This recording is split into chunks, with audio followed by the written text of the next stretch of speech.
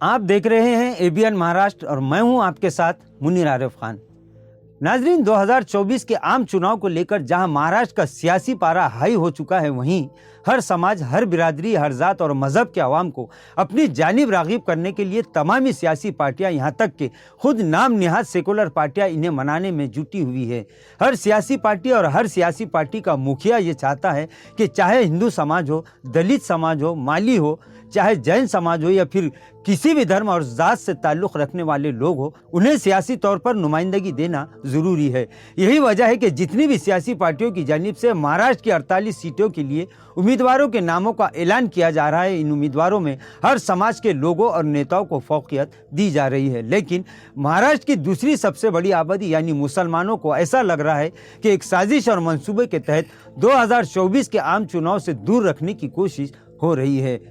ऐसा हम इसलिए कह रहे हैं कि अब तक जितनी भी पार्टियों ने अपने उम्मीदवारों की फहरिस्त जारी की है, इनमें फिर चाहे वो शिवसेना बीजेपी हो या फिर खुद वंचित बहुजन अघाड़ी, किसी ने भी अब तक एक भी मुस्लिम उम्मीदवार को इस काबिल शायद नहीं समझा कि वो भी अपने समाज और अपनी बिरादरी की सियासी नुमाइंदगी की काबिलियत रखता हो। नाजरीन, आज़ादी के बाद से आज तक हर इलेक्शन में मुसलमानों के सिर्फ और सिर्फ इस मुल्क से फ़िरका परस्ती के खात्मे के लिए, इस मुल्क की तामीर और तरक्की को सामने रखते हुए, इस मुल्क की गंगा जमनी तहजीब को बचाने और इसे परवान चढ़ाने के लिए अपनी सियासी ख्वाहिशों को कुर्बान करके सिर्फ और सिर्फ सेकुलरिज्म के नाम पर तमामी सेकुलर पार्टियों के उम्मीदवारों को, फिर चाहे वो किसी भी समाज या धर्म से आते हो, इनका 100% साथ देकर इन्हें इख्तिदार तक पहुंचाने में अहम रोल अदा किया है। लेकिन आज जब मुसलमान इस मुल्क और इस रियासत महाराष्ट्र में सियासत के किनारे पर खड़े दिखाई दे रहे हैं, कोई पार्टी इन्हें अपने करीब करने के लिए शायद तैयार नहीं है। लिहाजा अब भी वक्त है कि अगर ये तमामी सेकुलर पार्टियां ये भरम में होंगी कि मुसलमान तो बीजेपी को वोट दे ही नहीं सकता, अगर वो ये समझते हैं कि मुसलमान तो मुस्लिम फ़िरका परस्ती की सियासत करने वाली पार्टी के लिए अपना सब कुछ निछावर करने के लिए तैयार हो चुके हैं, या फिर मुसलमान बीजेपी और फ़िरका परस्त सियासी पार्टियों से डर कर मजबूरन सेकुलर पार्टियों, इसी तरह मुस्लिम समाज का ठेका हासिल करने वाली मुस्लिम फ़िरका परस्त सियासी पार्टियों को वोट देकर ये सब कुछ भूल जाएगा, तो ये सियासी पार्टियां इस भरम में कभी ना रहे, क्योंकि मुसलमान ना ही किसी सियासी पार्टी से डरता है और ना ही किसी सियासी नेता से। मुसलमान इस मुल्क के लिए सब कुछ करने के लिए तैयार है। मुसलमान इस मुल्क की तरक्की चाहता है, मुसलमान अपने समाज की तरक्की चाहता है, मुसलमान इस मुल्क में अमन और अमान की फ़िज़ा को बरकरार रखने की कोशिश करता है और मुसलमान ये चाहता है कि उसे तालीमी, समाजी, माशी और सियासी तौर पर इसका बराबरी का हक ज़रूर मिले। इसके लिए मुसलमान किसी भी हद तक जा सकता है और किसी भी पार्टी को ज़मीन से आसमान तक पहुंचा भी सकता है। लिहाजा सेकुलर पार्टियों से अब भी ये